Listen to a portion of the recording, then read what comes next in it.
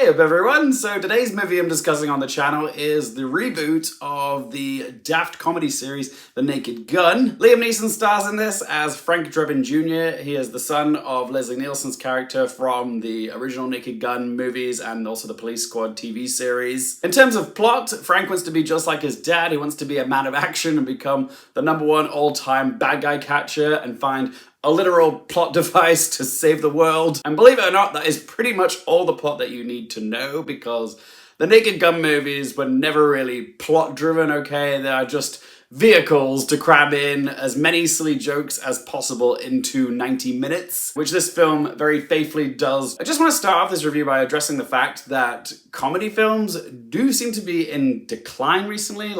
There's noticeably fewer and fewer big studio comedy movies coming out every year. It just seems to be a genre that studios are afraid to touch at the moment because of internet outrage and backlash being so vitriolic. People are so quick to scream outrage when people just take the slightest offense to a joke. But yeah, because tensions are so high in society and people are afraid of the slightest bit of backlash, they seem less inclined to greenlight any comedy movies this year. And the sad thing is, we're the ones that paying the price because we so desperately need to laugh right now, okay? There is so much bad stuff going on in the world that, we need escape from time to time to laugh and enjoy ourselves, to have a bit of distraction for a couple hours. But there just seems to be fewer and fewer comedy movies made. It feels like the comedy movies that are being made aren't really getting a theatrical distribution. They're just, being sold off to streaming services, as content. But straight up silly spoof movies like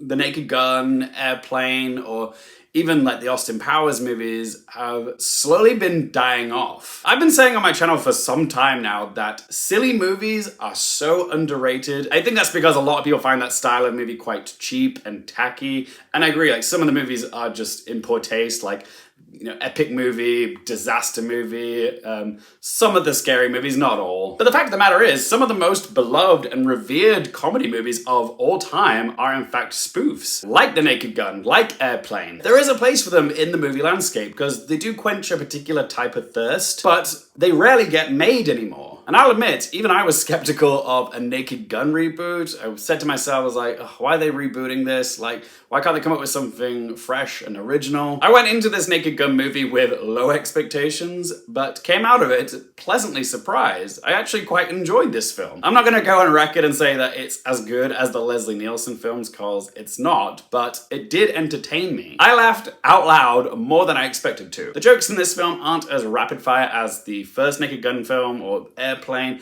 but I will say its batting average, oh yeah, Luke's using a sports metaphor, was more hit than miss. But something kind of beautiful happened as I was watching this film in a cinema with a crowd who were laughing alongside me, and that was that I was reminded, whilst I was watching, that this particular subgenre of comedy, spoofy comedies, which are packed to the seams with clever wordplay, recurring jokes, sight gags, and just pure unapologetic absurdity, is that we just do not get these types of movies anymore, okay? This is a rarity. I honestly can't remember the last spoof film I saw at the cinema, okay? I'm drawing a blank. Maybe Paul Feig's Spy, if that counts as a spoof movie. Just want to say for the record, Spy is a criminally underrated film, okay? It's one of the best comedies of the last decade, and not enough people talk about it. If you haven't seen it, I highly recommend it. Do let me know in the comment section below what was the last spoof movie you remember watching in the cinema before The Naked Gun. But I will say that even though I don't think this film quite reaches the same heights as the Leslie Nielsen films,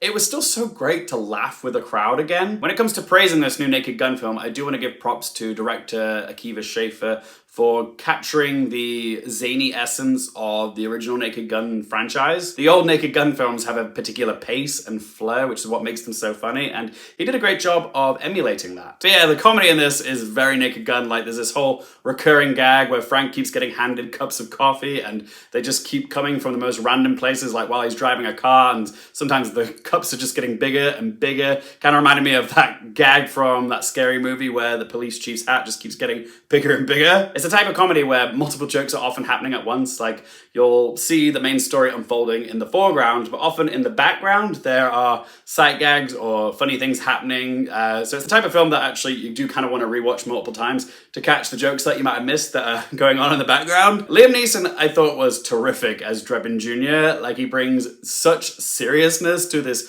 ultra silly role. We already knew he could be a badass action hero with the Taken franchise, but I think a lot of people forget just how funny Liam Neeson actually is. Because he's delivering dialogue which is so stupid, but in that gravelly Liam Neeson voice, and as if he was in like a noir detective film. Like, he's saying lines like, "She had a body that carried her head around. It says you're in here for man's laughter. Must have been a hell of a joke." Do you mean manslaughter? But yeah, I thought he was great. Also, I want to give a shout out to Pamela Anderson, who played the love interest Beth Davenport. She's the author of true crime novels of fictional stories that she made up. Just one of the many lines of dialogue which she delivers with expert comedic timing. But yeah, she really surprised me in this because I haven't seen Pamela Anderson in that many projects. I've only seen her in The Last Showgirl, and I know she was famous for Baywatch, but that's about it. But yeah, she has actual comedic chops in this, and that was just a lovely, delightful bonus. Like, she wasn't afraid to lean into the absurdity of each scene. Like, there's this one scene where she has to distract the villain, and she does it by doing this jazzy scat number about funky chicken. And she's all like, "It flippity bee, skibbity bap beep bap bap bap, ribbity rabbity whoop, blippity bap blip." Sound like R2D2 having a stroke. But yeah, it was really funny. And there's also a scene between her and Liam Neeson which could give Jennifer Lopez and Ben Affleck in Jiggly a run for their money for cringiest, flirty dialogue involving turkey metaphors, gobble gobble. It's just so stupid. But in that same sequence, there's this tangent about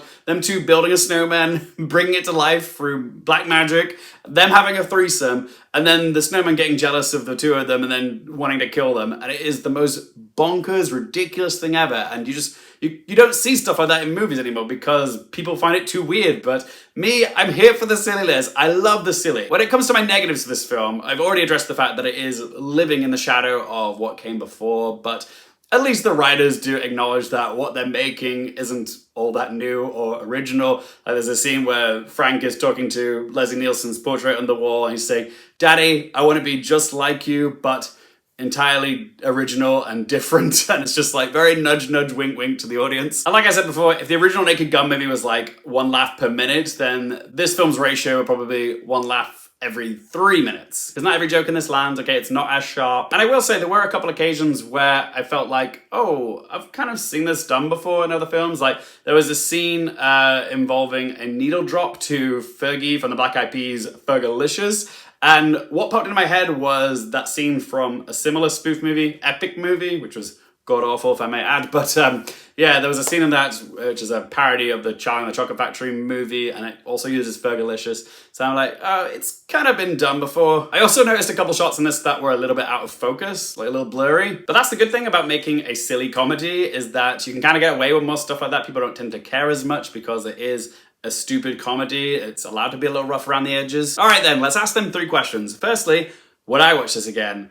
I didn't think I would come out and say this, but yes, I would. I think I would watch this again. It's the type of film that I know I could watch again with my dad the next time I go back to Leeds to visit my parents. I feel like he would enjoy this film and I'd be happy to watch it with him because it's fun and light and disposable. You can just leave your brain at the door. Just a little pick-me-up caper, which is fun to revisit. So yeah, I would definitely watch this again. Question 2, do I recommend it for you guys?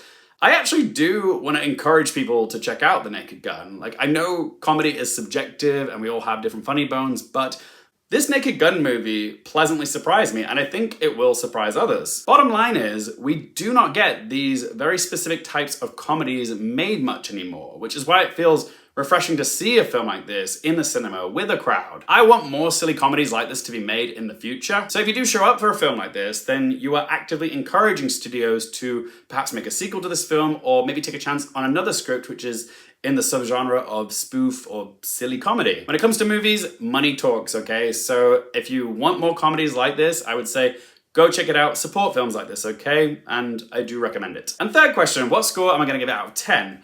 The Naked Gun 2025 is by no means a slam dunk comedy, but it is still a pretty good one in this very specific subgenre of comedy that doesn't get made anymore. I had low expectations for this film and came out pleasantly surprised. So I'm gonna give The Naked Gun a score of 6.5 out of 10. As always, guys, it's just one bloke's opinion. I would love to hear your thoughts on the new Naked Gun film. Have you seen it? Did you like it? What do you think of Liam Neeson, Pamela Anderson? Would you like to see a sequel? Whatever you have to say, let your voice be heard in that comment section down below. If you've enjoyed the vid, help me out by hitting that little thumbs up button for me. If you want more movie, TV, and Oscars related content, don't forget to click that subscribe button. And as always, thank you guys so much for watching. For more things related to movies, TV, the Oscars, and popcorn culture, I'm Luke Gearfield, and I'll see you next time.